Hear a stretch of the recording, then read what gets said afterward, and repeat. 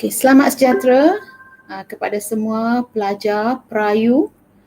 Tahniah kerana anda telah mendapat tawaran untuk belajar tingkatan 6 di Maktab Sultan Abu Bakar. Okay, saya Cikgu Daisy Rani akan memberikan kamu sedikit maklumat tentang sejarah STPM. So cikgu harap kamu menumpukan perhatian supaya kamu memahami skop sejarah tingkatan 6 ya. Okay, sekarang cikgu akan share kamu slide berkaitan dengan sejarah. Okay. Right, okay. Jadi cikgu akan beri kamu sedikit taklimat mata pelajaran sejarah STPM. Baiklah, sebelum tu cikgu memperkenalkan ya. Kami ada 2 orang guru yang akan mengajar kamu sejarah. Okey, satu adalah saya sendiri, Puan Daisy Rani, anak perempuan Arul 8, dan seorang lagi adalah Cikgu Tuan Haji Ahmad Zaki bin Ahmad. Okey, ada 2 kelas yang menawarkan sejarah di Maktab Abu Bakar. Satu adalah kelas Fatan, bermaksud bijaksana. Okey, satu lagi adalah kelas gigih, right? So untuk kohort 2021-2022, saya akan mengajar kelas Fatan dan Cikgu Zaki akan mengajar kamu kelas gigih. Baiklah. Okey, Cikgu ambil kesempatan ini untuk mengucapkan selamat datang ke tingkatan 6 ke Maktab Sultan Abu Bakar, or known as English College. Alright. Okay. Apakah matlamat subjek sejarah? Okay, matlamat subjek sejarah adalah untuk meningkatkan kefahaman kamu tentang disiplin ilmu sejarah sebagai persediaan untuk melanjutkan pelajaran ke institusi pengajian tinggi. Okay, kalau kamu membuat keputusan untuk memilih mata pelajaran sejarah, maka kamu adalah package mata pelajaran sejarah dalam kelas Fatan dan kelas gigih. Jadi kalau kamu memilih mata pelajaran sejarah, maka kamu perlulah menumpukan perhatian sepenuhnya gigih belajar supaya kamu memenuhi syarat untuk melanjutkan pelajaran ke Universiti Pengajian Tinggi. Okay, sama ada di dalam negara ataupun di luar negara, sebab STPM diiktiraf antarabangsa. Alright. Baiklah, kita sekarang masuk kepada kandungan sukatan sejarah STPM. Okey, so ada 4 kertas. Okey, kertas 1 adalah sejarah dunia. Skop masa adalah 1500 hingga 1955. Kamu akan belajar sejarah dunia dalam semester 1. Okey. Kertas 2 pula adalah tentang sejarah Islam. Okey, lingkup masanya adalah tahun 500 hingga 1918. Okey, kamu akan belajar sejarah Islam dalam semester kedua, dan kamu juga akan belajar maksudnya kamu akan melaksanakan kerja kursus dalam semester 2 juga. Jadi agak beratlah, okey. Bukan saja sejarah, ada juga kertas mata pelajaran lain yang akan juga kamu buat kerja kursus. Jadi untuk sejarah dalam semester 2, kamu ada agak berat sikit lah sebab kamu akan belajar sejarah Islam dan juga kamu akan buat kerja khusus. But don't worry, kerja khusus kamu akan diberi masa yang cukup untuk melaksanakan. So don't worry. Okay, everything is okay. Cikgu akan bantu kamu. So don't worry, don't stress. Okay. Dalam semester ketiga, kamu akan belajar tentang sejarah Malaysia dan sejarah Asia Tenggara. So lingkup masanya adalah daripada tahun 1800 hingga tahun 2000. Baiklah. Okey, untuk sejarah dunia, apakah kandungannya? Right. Kandungannya kamu akan diberi tumpuan kepada sejarah Asia, Eropah dan Amerika Syarikat. So skop masanya adalah daripada tahun 1500 hingga 1955. Jadi ada 4 tema. So tema 1 adalah tema masyarakat, tema 2 adalah tema pemerintahan dan pentadbiran, tema 3 adalah kemajuan dan pembangunan, dan tema 4 adalah nasionalisme dan pembentukan negara bangsa. Okay, cikgu bagi sedikit maklumat detail sikit tentang tema 1, tema 2, tema 3, tema 4 untuk semester 1 sebab kamu akan belajar, right? So dalam tema 1 semuanya adalah tentang masyarakat. Jadi ada 4 jenis masyarakat yang akan kamu belajar, iaitu masyarakat feudal. So kita ambil skop satu negara Asia dan satu negara Eropah. Jadi untuk masyarakat feudal, skop masa abad 16 hingga 17, kita akan lihat tentang apakah masyarakat feudal di England dan juga di negara Jepun. Lepas tu kita akan lihat masyarakat agraria, okay, masyarakat yang menjalankan pertanian. So dalam abad ke-16 hingga 17, jadi kita akan lihat apakah masyarakat agraria di Belanda dan negara China. Seterusnya kita akan lihat tentang masyarakat maritim, masyarakat yang menjalankan aktiviti perdagangan di pesisir pantai, okey. Masyarakat maritim di negara Portugal dan negara Jepun. So abadnya adalah abad ke-16 dan abad ke-17. Akhirnya adalah masyarakat industri. Oleh kerana pada masa ini Asia belum lagi agak maju dalam industri, maka kita ambil 2 negara Eropah, iaitu negara England dan negara Jerman. So ini adalah 4 topik dalam tema 1 berkaitan dengan masyarakat. Okay, next adalah tema 2 tentang pemerintahan dan pentadbiran. Jadi dalam tema ini ada 2 bab. Satu adalah bab institusi pemerintahan, satu lagi adalah negara bangsa. Dalam institusi pemerintahan, kamu akan lihat tentang sistem raja, okay, beraja, maharaja di negara China dan Rusia daripada abad 16 hingga 20, dan juga sistem pembesar di 2 negara yang sama, iaitu negara China dan negara Rusia. Okey, masih abad yang sama, abad 16 dan 20. So, dua ini adalah berkaitan lah. Right? Lepas tu dalam bab negara bangsa ada 3 subtopik, iaitu raja mutlak. Raja mutlak adalah monarki mutlak dan raja berperlembagaan. Raja yang ikut dengan perlembagaan.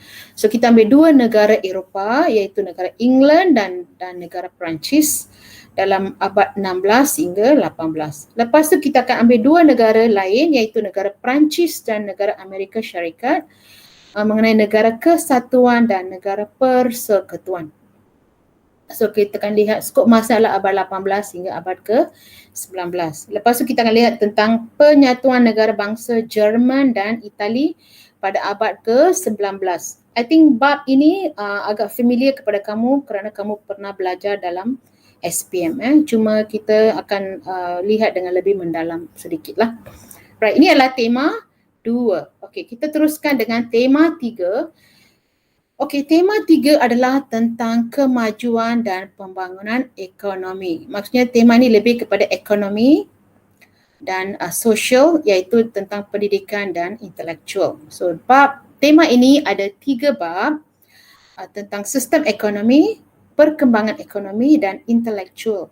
So di bawah sistem ekonomi kita akan lihat tentang ekonomi feudalisme dan ekonomi kapitalisme. So kita memilih 2 negara di Asia, 2 negara di Eropah dan juga Amerika Syarikat. So feudalisme dan kapitalisme di Asia kita ambil negara Jepun dan negara China. Kapitalisme dan feudalisme di Eropah kita ambil negara Jerman dan Perancis. Dan kapitalisme di negara England dan negara Amerika Syarikat. Okay. Lepas tu tema subtopik di bawah tema 3 adalah perkembangan ekonomi. Okey, apakah perkembangan ekonomi berlaku dalam perdagangan dan perniagaan? Kita akan fokuskan kepada 2 negara di Eropah, iaitu Portugal dan Belanda. Lepas tu, apakah perkembangan ekonomi berlaku dalam pertanian di negara Belanda dan negara England? Dan seterusnya, apakah perkembangan ekonomi perindustrian berlaku di negara Jerman dan negara Jepun? Okey. Lepas tu, tema yang 3.3 adalah tentang intelektual. So kita akan fokuskan 2 negara Eropah tentang perkembangan ilmu, iaitu negara England dan Perancis. Dan juga kita akan fokuskan kepada 3 tokoh daripada England dan Perancis yang telah memberi sumbangan yang sangat besar.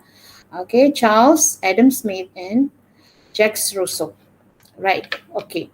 Lepas tu kita teruskan dengan tema terakhir untuk semester 1, iaitu tema 4, nasionalisme dan pembentukan negara bangsa. So dalam tema ini ada 4 bab. Okay, so bab pertama adalah tentang perluasan kuasa barat. Jadi kita akan lihat bila kuasa barat mula meluaskan kuasa mereka, apakah reaksi yang berlaku di negara-negara yang terlibat. Jadi kita akan lihat itu. Lepas tu konflik antarabangsa. Bila ada reaksi maka berlakulah konflik. Okay, so kita akan lihat tentang 3 perang. Satu adalah Perang Dunia Pertama, Perang Dunia Kedua dan Perang Dingin. Okay, so Perang Dunia Pertama melibatkan yang fokus kita adalah negara Jerman dan Rusia. Dalam Perang Dunia Kedua, fokus kita adalah negara Jepun dan Amerika Syarikat. Dan dalam Perang Dingin, fokus kita adalah negara Rusia dan Amerika Syarikat. Okey, lepas Perang Dunia Kedua dan Perang Dingin, maka banyak negara telah bebas. Maka itu yang kita akan lihat dalam topik seterusnya, iaitu dekolonisasi dan pengembalian kedaulatan. Okey, so apakah langkah-langkah yang telah diambil oleh beberapa negara untuk mendapatkan kemerdekaan? Okey. Dan akhirnya adalah perhubungan luar dan kerjasama antarabangsa. Maka kita ada 3 institusi antarabangsa, iaitu PBB ataupun dalam bahasa Inggeris UN, United Nations. Fokus kita adalah Soviet Union dan Amerika Syarikat. Dan Commonwealth, fokus kita adalah United Kingdom dan India. Dan akhirnya NATO, North Atlantic Treaty Organization, antara UK, United Kingdom dan Amerika Syarikat. Okay, so ini adalah 4 tema yang kamu akan belajar dalam semester 1. Right. Okay. Next adalah dalam semester kedua. Okay, selepas kamu berjaya menduduki peperiksaan dalam semester 1, maka kamu akan pergi ke semester kedua. Jadi you can forget about semester 1, sampailah keputusan semester 1 kamu keluar. Now you can focus only sejarah Islam. Jadi sejarah Islam, okey, dia punya skop masa adalah daripada tahun 500 hingga 1918. Okey, 500 adalah sebelum agama Islam, iaitu kita bermula daripada zaman jahiliyah. Okey, dan berakhir dengan zaman selepas Perang Dunia Pertama. Okey, so bermula daripada zaman jahiliyah sehinggalah runtuhnya Empire Turki Uthmaniyah yang kalah dalam Perang Dunia Pertama. So, kertas 2 ini ada 3 tema. Tema 1 adalah masyarakat, pemerintahan, pentadbiran, pertahanan dan perhubungan luar. Dalam masyarakat kita akan lihat tentang masyarakat jahiliyah, masyarakat Islam. Lepas tu dalam pemerintahan pada zaman Nabi Muhammad, zaman Khulafa al-Rashidin, zaman Umayyah, zaman Abbasiyah.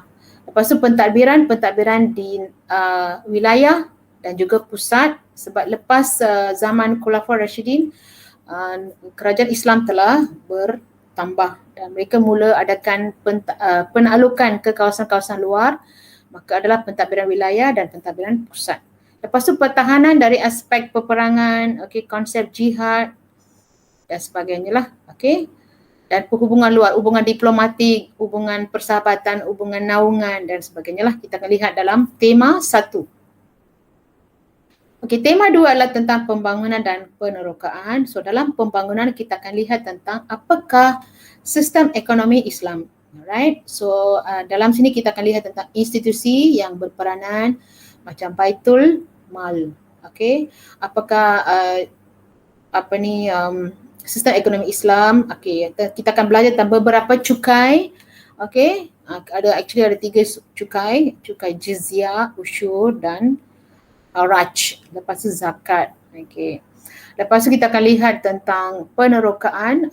Penerokaan, di bawah penerokaan tu kita akan lihat bagaimana sarjana-sarjana Islam telah mula meneroka dan mengembangkan lagi ilmu penerokaan. So lahir ramai tokoh. So dalam bab tema 2 ini ada ramai tokoh macam Ibn Sina, Al-Khwarizmi dan sebagainya. Kamu akan lihatlah dalam tema ini. Dan juga satu lagi adalah tentang seni bina. Seni bina di India dan juga di Spanyol. So apakah seni bina Islam bila Empire Islam luaskan kuasa mereka ke negara luar daripada Timur Tengah, apakah seni bina mereka di luar sana. So contohnya di India, Taj Mahal, dan sebagainya. Lepas di seni bina di di Spanyol. Okey. Dan tema 3 adalah tentang nasionalisme dan pembentukan negara bangsa. Okey, ini tentang sama macam tema 4 dalam semester 1.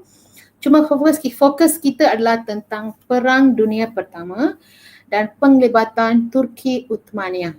Okey, dalam Perang Dunia Pertama. Bagaimana empire yang besar itu, yang begitu megah dan kagum dan sangat lama, okey, telah runtuh dan hanya tinggal negara Turki sahaja, okey, selepas penaklukan oleh kuasa barat, Perang Dunia Pertama. Dan pembentukan negara bangsa, banyak negara-negara yang dulu berada dalam empire Turki itu telah pecah-pecah dan jadi negara sendiri. Contohnya macam Yugoslavia, okey, Albania dan sebagainya lah. Okey, kita akan lihat itu dalam tema 3. Right. Seterusnya, dalam semester ketiga, kamu akan belajar tentang sejarah Malaysia dan sejarah Asia Tenggara. Skop masa adalah daripada 1800 hingga 2000. So ada 4 tema. Okey, cuma dalam kertas 3 ni ada bahagian A dan bahagian B.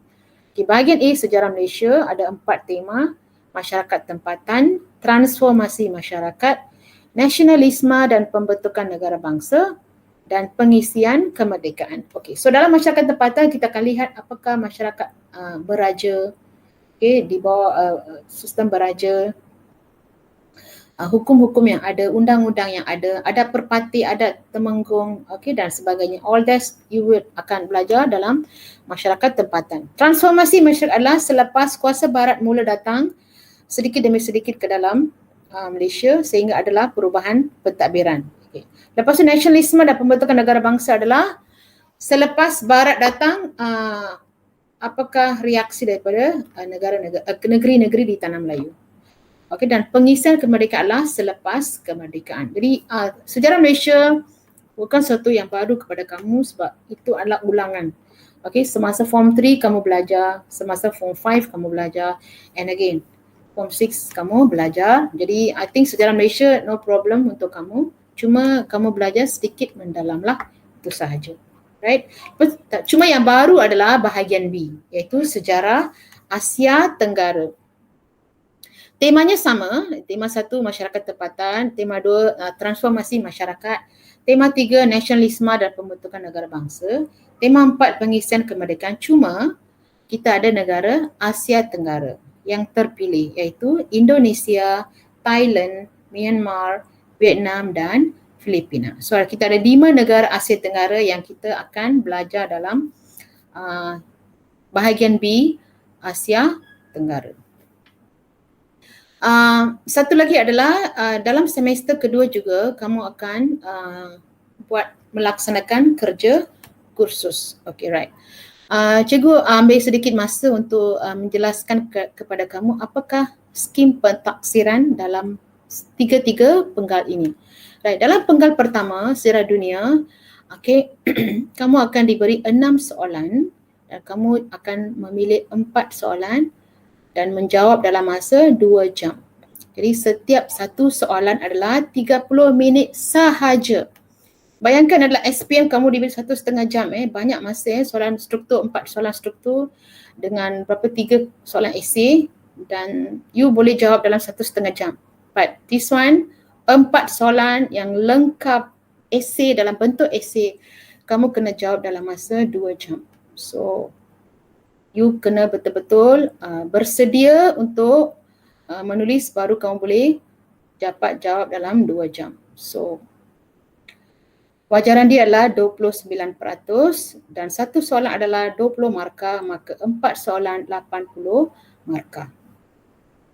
Dalam penggal kedua, sejarah Islam, kamu akan diberi 6 soalan dan kamu memilih 3 soalan sahaja.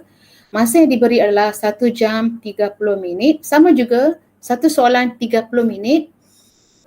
Jadi kamu perlu jawab 3 soalan dalam 1 jam 30 minit. Okey, wajarannya adalah 22%. Sama seperti semester 1, setiap soalan adalah 20 markah, maka 3 soalan 60 markah. Dalam penggal 3, kamu akan sejarah Malaysia dan sejarah Asia Tenggara. Ini adalah berbeza sikit sebab kamu ada dua bahagian A dan bahagian B. Dalam bahagian A, kamu diberi 3 soalan, kamu pilih 2 soalan.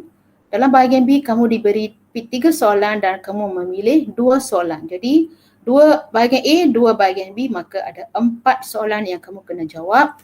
Okay, so 2 jam, so 1 jam, 2 jam, 1 soalan, 30 minit. So wajarannya adalah 29%. Okay. Dan kamu akan laksanakan kerja kursus dalam semester kedua ataupun penggal kedua. Kamu akan diberi 4 tema. Okay, contohnya tema tempat, tema toko, tema sukan, tema ekonomi dan sebagainya. Jadi kamu hanya pilih satu tema saja dan kamu akan diberi 4 bulan untuk melaksanakan kerja kursus ini. Jadi kamu kena atur masa dengan bijak supaya kamu guna masa untuk mengumpul maklumat, okay, dan membuat proposal, okay, dan membentang proposal dan menulis esei. Lepas menulis esei, membentang esei kamu, right? So itu adalah 20%, so 55 markah. Jadi bila kita jumlahkan semuanya akan jadi 100%. Okey pelajar, so ini adalah sukatan ataupun skop sejarah STPM daripada semester 1 hingga semester ketiga. Right, cikgu harap kamu faham skop. Alright. Just cikgu nak bagi sedikit tips untuk belajar sejarah sebab dalam pandangan ramai pelajar sejarah is very boring and kamu perlukan banyak masa, right? Okay, so ubah pemikiran tersebut dan cuba fokus. Jadi apa yang kamu perlu buat adalah kamu kena membaca secara berhati-hati sebab STPM and SPM is totally different. Okay? So kamu kena memberi tumpuan kepada perkara yang kamu nak baca, kamu kena faham fakta-fakta penting, kamu kena ulang pembacaan sehingga kamu betul-betul faham dan untuk itu kamu janganlah baca sambil ada gangguan, dengar radio, dengar televisyen, buat Google, okay, ataupun guna telefon bimbit. Okay, so cuba baca secara berhati-hati. Lepas tu kamu membaca secara menyeluruh. Jangan baca sikit topik-topik. Kamu kena membaca daripada awal sampai akhir setiap tajuk. Jangan pilih topik tertentu sahaja sebab semua bahagian dalam bacaan adalah penting. Kalau kamu skip baca, kamu tak akan faham dia punya coherence dia, okay? Dia punya kesinambungan peristiwa dia. Jadi kamu kena membaca secara menyeluruh. Dan kamu kena membaca secara berulang, okay? Supaya kamu dapat ingat fakta dengan lebih berkesan. Ataupun kamu boleh faham isi dengan lebih mendalam. Dan juga supaya kamu tak tertinggal apa-apa fakta yang penting, okay? Membaca sambil bentuk soalan. Kadang-kadang bila baca terus mungkin kamu rasa kamu tak dapat ingat, maka buatlah soalan, okay? Seelok-eloknya kamu buat soalan macam 5W1H. What, where, when, why, who, okay? Dan how, okay? So guna cara tanya soalan supaya kamu boleh ingat isi yang kamu baca. Lepas tu catatlah isi, sambil baca tu you catat, okay? Supaya kamu rasa kamu sedang fokus, supaya kamu tak berhayal ke, main-main ke atau rasa mengantuk ke. Sambil baca tu buatlah nota ataupun catat. Okay, kamu boleh juga baca sambil you guna bahan pelajaran lain. Contohnya kamu guna pen, highlighter, kamu guna kamus, penanda buku, okay? Okay, kerana guna kamus untuk perbendaharaan kata sebab dalam STPM ada satu aspek dipanggil komunikasi. Kamu perlu tahu penanda wacana yang mana sesuai untuk menulis menggunakan dalam esei kamu. Sebab ada coherent dia, ada dia punya kesinambungan. Okay, itu perlu you kayakan dengan perbendaharaan kata. Tandakan isi-isi penting dengan highlighter. Gunakan pen untuk menulis isi yang penting. Alright, okay, so itu adalah antara beberapa apa ni, tips yang cikgu nak share dengan kamu. Okay, so cikgu rasa kamu dapat memahami apakah kandungan sejarah untuk STPM dan fokuskan you punya minda, okay, dan usaha dengan lebih gigih untuk mencapai matlamat kamu. Ingat, kamu memilih untuk membuat form 6 tingkatan 6 untuk masuk ke Menara Gading. Jadi jangan lupa itu, fokus, disiplin. Disiplin, dedikasi, determination. Jadi you boleh berjaya. So I wish you all the best. Okay. So cikgu harap kamu faham apa yang cikgu share tadi, maklumat tentang sejarah STPM. So I will see you on 25th of July. Thank you.